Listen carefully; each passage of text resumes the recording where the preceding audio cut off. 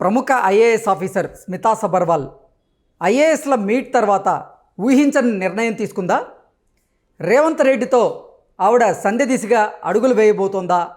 రేవంత్ రెడ్డితో రాజీ కుదుర్చుకునేందుకు ప్రయత్నం చేస్తోందా అంటే అవుననే సమాధానం ఇస్తున్నారు కొంతమంది రాజకీయ విశ్లేషకులు. ఇక ఇదే అంశానికి సంబంధించి మనతో మాట్లాడేందుకు ప్రముఖ సీనియర్ జర్నలిస్ట్ దుర్గాకుమార్ గారు మనతో ఉన్నారు. ఆయనతో మాట్లాడదాం. సార్ నమస్తే అండి. నమస్కారం కృష్ణ గారు, మన వీక్షకులు కూడా నమస్కారం. సార్, ప్రముఖ IAS officer Smita Sabharwal IAS ఆఫీసర్ల మీట్ తర్వాత ఊహించని నిర్ణయం తీసుకుందా? రేవంత్ రెడ్డితో రాజీ కుదుర్చుకునే విధంగా ఆవిడ ప్రయత్నాలు చేస్తోందా అంటే ఏం చెప్తారు సార్? అంటే ఏ ఐఏఎస్ ఆఫీసర్ కానీ ఐపీఎస్ కానీ వీళ్ళంతా ఆల్ ఇండియా సర్వీస్ ఆఫీసర్స్ ఏ చీఫ్ మినిస్టర్స్తో కానీ ఏ ప్రజాప్రతినిధులతో కానీ కావాలని గొడవ పెట్టుకోరండి. కాకపోతే ఏంటంటే గతంలో ఒక ప్రభుత్వంలో చాలా ఉన్నత స్థాయిలో పనిచేయటం కానీ లేకపోతే బాగా ఆ పార్టీతో ఆ ప్రభుత్వంతో మమేకమై పనిచేసిన వాళ్ళు కానీ గిల్టీ కాన్షియస్గా ఫీల్ అయ్యి వాళ్ళు ఏంటంటే ఈ ప్రభుత్వం మనకు అంత ప్రాధాన్యత ఇస్తుందా లేదా అనే కొన్ని సంకోచాలకు గురవుతూ ఉంటారు. ఎందుకంటే ఆ గత ప్రభుత్వంలో అన్నీ వాళ్ళే వ్యవహరిస్తారు. అట్లాని వాళ్ళు గనక స్వప్రయోజనాలు లేకుండా కేవలం రాష్ట్ర ప్రయోజనాలని దృష్టిలో పెట్టుకుని వాళ్ళు అన్నీ వాళ్ళై పనిచేసినా కూడా తర్వాత వచ్చే ప్రభుత్వాలు వాటిని తప్పుగా అర్థం చేసుకోవు. వీళ్ళ స్వభావం ఇలాంటిది, ఏ ప్రభుత్వంలో అయినా వీళ్ళు ఇలాగే ఉంటారు అని ఆ స్వభావంతోనే వెళ్తారు.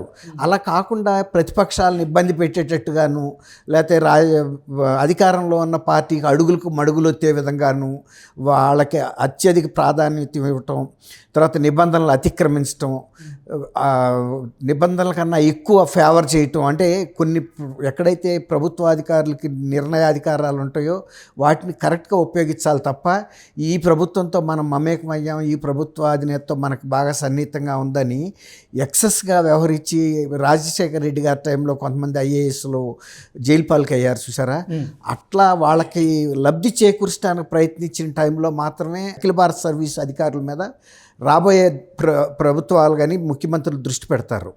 అట్లాంటి ఫీలింగ్తో ఉండి కొంత దూరంగా ఉందేమో అనిపిస్తుంది. సరే, ఒకవేళ నిజంగా కనుక ఆమె అంత ఇన్వాల్వ్ అయ్యి పనిచేసినప్పుడు ఒకవేళ మనసు ఒప్పకపోతే ఈ ప్రభుత్వంతో పనిచేయటానికి వాళ్ళకు ఒక వెసులుబాటు ఏముంటుందంటే కేంద్ర సర్వీసులకి డిప్యుటేషన్ మీద వెళ్ళిపోవచ్చు.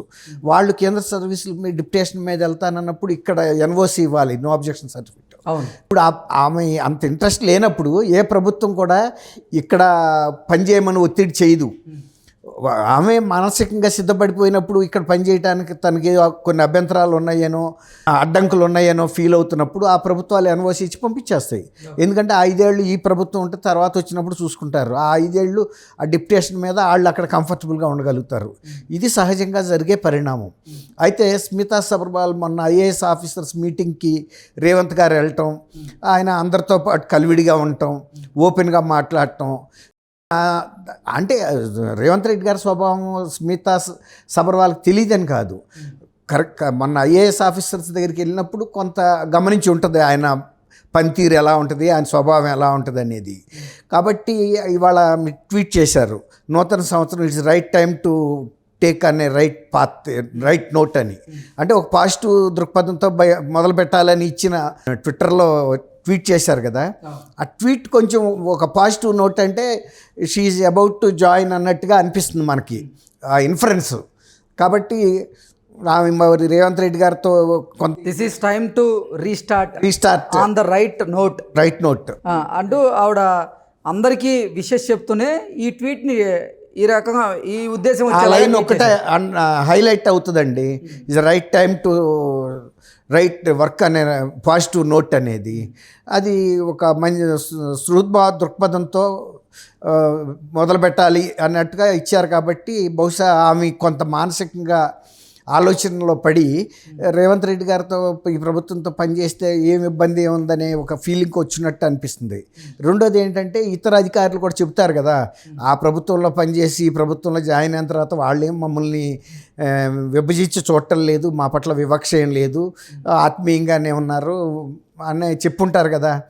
అప్పుడు ఆమె కూడా అర్థమై ఉంటుంది. అందరూ అట్లా ఉండరండి ముఖ్యమంత్రి. అసలు ఐఏఎస్ మీట్లో ఏం జరిగింది సార్? ఆ మీట్ తర్వాత స్మితా సబర్వాల్ ఈ సంచలన నిర్ణయం, ఈ ఊహించని నిర్ణయం తీసుకోవడానికి కారణం ఏంటి? ఏదైనా జరిగి ఉండొచ్చా? ముఖ్యమంత్రి ఐఏఎస్ అధికారులను కలిసినప్పుడు ఏం చెబుతారండి, మీరు కూడా మాకు ప్రభుత్వంలో భాగస్వాములే, మీరందరూ కూడా బాగా కష్టపడి పనిచేయండి, మంచి దృక్పథంతో ప్రజల సమస్యలను అటెండ్ అవ్వండి, మీరు మనసు పెట్టి పనిచేయండి, మా సహకారం మీకు ఎప్పుడూ ఉంటుంది. అట్లా అంటే రేవంత్ రెడ్డి గారు అందరు ఐఏఎస్లతో మాట్లాడినట్లుగా స్మితా సబర్వాల్ గారితో కూడా మాట్లాడుండొచ్చా? అందుకే ఆవిడ మళ్ళీ తన వర్క్ని రీస్టార్ట్ చేయడానికి తను సిద్ధమయ్యారని మనం భావించవచ్చా? అంటే ఏం చెప్తారు సార్? స్మితా అగర్వాల్కి రేవంత్ రెడ్డి గారికి గట్టి పంచాయతీలు ఏం లేవు కదండి. ఇప్పుడు ఇతర ఐఏఎస్ ఆఫీసర్ లాగానే ఆమెని పలకరిస్తారు. ఇప్పుడు ఆమె వచ్చి కలవకపోయినందువల్ల రేవంత్ రెడ్డి గారు మైండ్లో పెట్టుకునే మనిషి అయితే అసలు ఆయన ముఖ్యమంత్రే కాడు.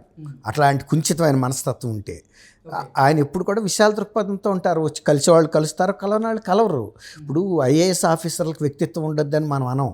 వాళ్ళకున్న వ్యక్తిత్వాన్ని బట్టి వాళ్ళకి ఏమైనా రిజర్వేషన్స్ ఉందనుకోండి, ఈ ప్రభుత్వం పట్ల కానీ లేకపోతే ముఖ్యమంత్రి పట్ల కానీ వాళ్ళు కలవకుండా ఉండి కూడా వాళ్ళు సెంట్రల్ గవర్నమెంట్కి డిప్యుటేషన్ మీద వెళ్ళిపోయి వాళ్ళకి మనసుకు నచ్చిన చాట పనిచేయచ్చు.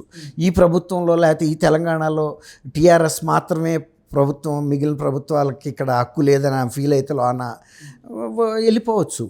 కానీ మొన్న ఐఏఎస్ ఆఫీసర్స్ దగ్గరికి వెళ్ళినప్పుడు ఆయన విశాలంగా అందరితోనూ ఆత్మీయంగా మాట్లాడిన తీరు, ఈమెతో కూడా మాట్లాడి ఉంటారు. ఈమెనేం డిస్క్రిప్షన్ వివక్ష చేసి ఇవి రాలేదు కాబట్టి ఆమెను వదిలిపెట్టి పక్క వాళ్ళని మాట్లాడ్డు కదండి. అందరితో పాటు ఆమెను కూడా ఏమండి ఎలా ఉన్నారు స్మితా సబర్వాల్ గారు, మీరు అది ఇది పిల్లలు బాగున్నారా అని అడుగుతారు కదా. అంతేగాని అక్కడ రాక వచ్చి ఆమెను వదిలేసే అంత అనాగరికుడు కాదు కదా ముఖ్యమంత్రి గారు. అందువల్ల మిగిలిన వాళ్ళు చెప్పిన ఫీడ్ను బట్టి కానీ ఇప్పుడు ఫస్ట్లో ఉన్నంత ఫీలింగ్ ఇవాళ ఉండదు కదండి. టైం మారుతున్న కొద్దీ ఆమె కూడా గత ప్రభుత్వం అంటే ముఖ్యమంత్రిగా చంద్రశేఖరరావు గారు తప్ప ఇంకెవరు కనపడరు. సహజం ఆమె, ఎందుకంటే 10 ఏళ్ల పాటు ఆయన్నే చూసింది కాబట్టి ఆ కుర్చీలో. సహజంగా కూడా ఆయనతో ఒక ఇది ఉండొచ్చు, ఒక ఆత్మీయత భావం. ఎందుకంటే పెద్ద ఆయన, ఈ చిన్న ఆమె ఒక కూతురులాగా చూసుకుని ఉంటాడు, తప్పేం లేదు. కేసీఆర్ గారు ప్రభుత్వంలో ఈ పని చేయటం తప్పని రేవంత్ గారు అనరు, ఇంకా ఎవరు ప్రజలు కూడా అనుకోరు కూడా. అంతేగాని అతిక్రమించి ఎక్కువ ఒళ్ళంతా పూసుకునే వాళ్ళతో ఇబ్బంది. ఇప్పుడు ఆమె నిన్న ఐఏఎస్ మీట్లో రేవంత్ గారి ప్రవర్తన, స్వభావం, ఆయన యొక్క మాట తీరు ఇవన్నీ గమనించిన తర్వాత ఈ ట్వీట్ని బట్టి చూస్తే కొంత ఆయనలో మానసికంగా కొంత సిద్ధమైంది ఇక్కడ పనిచేయటానికనే భావన వస్తుంది ఎవరికైనా.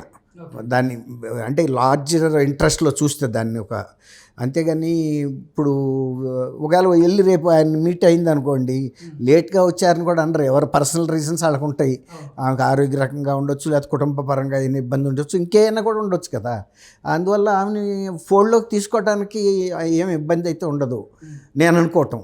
అందులో ఆమె ఎఫిషియెంట్ ఆఫీసరే కాబట్టి నేను అనుకోవటం ఇవన్నీ పాజిటివ్ నోట్తోనే అన్నట్టు న్యూ ఇయర్ స్టార్ట్ అవుద్దని అనుకుందాం. ఒకవేళ నిజంగా ఉండరండి, ఒక ఐఏఎస్ ఆఫీసర్ లేనందువల్ల ఏ రాష్ట్ర ప్రభుత్వ పరిపాలన కానీ ఆగిపోద్దా? ఎంత గొప్ప ఐఏఎస్ ఆఫీసర్ అయితే మాత్రం. ఇప్పుడు ప్రజలందరూ ఎన్నుకున్న తర్వాత ముఖ్యమంత్రి గారు తీసుకునే నిర్ణయాలు వాళ్ళు అమలు చేయాలి. ఆయన కాకపోతే ఇంకొకళ్ళు కాకపోతే ఇంకొకళ్ళు.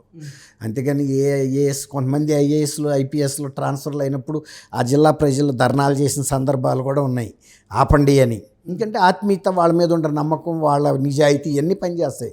ఒక్కోసారి వీలు కాని పక్షంలో ఈ నిజాయితీ ఆఫీసర్ సేవలు ఇంకోసారి కావాల్సి వచ్చినప్పుడు ప్రజల అభిప్రాయాన్ని కూడా పక్కకు తోసి తీసుకెళ్ళిపోతారు. ఇంకొక ఆఫీసర్ వచ్చినప్పుడు ఆయనకి 100 మార్కులు పడితే రెండో ఆయనకి 80 70 పడుతుంది. అంతే కదండి. ఇప్పుడు ఆయన స్వభావాన్ని బట్టి అందరితో ఎక్కువ కలుస్తారు. నేను నా 44 ఏళ్ల సర్వీస్లో కలెక్టర్లు కానీ ఎస్పీలు కానీ రకరకాల స్వభావికంగా ఉన్న వాళ్ళని చూసాము. ప్రజల్లోకి కారు దిగి టక్టగా వెళ్ళిపోయి కలిసే వాళ్ళని చూసాము, రిజర్వ్గా ఉండేవాళ్ళని చూసాము, మీడియంగా ఉండేవాళ్ళని చూసాము. అది ఒక్కొక్క వ్యక్తిత్వం అండి. అది ఐఏఎస్లో ఎంత ట్రైనింగ్ ఇచ్చినా కూడా వ్యక్తిత్వాన్ని అయితే ఎవరు మార్చలేరు. బేసిక్గా ఇప్పుడు మిమ్మల్ని నేను కత్తి చేయమని ఇస్తానండి, నేను ఇచ్చిన మెటల్తో మీరు చేయగలుగుతారు, కానీ నేను ఇచ్చిన మెటల్లోనే డిఫెక్ట్ ఉంటే మీరు చేసే కత్తిలో పెద్ద నాణ్యత ఉంటుందని అనుకోవాల్సిన పని లేదు. అట్లా ప్రతి వ్యక్తి స్వభావాన్ని బట్టి ఐఏఎస్లో కూడా ఐపీఎస్లో కానీ వాళ్ళ వర్కింగ్ పనితీరులో చాలా తేడాలు ఉంటాయి.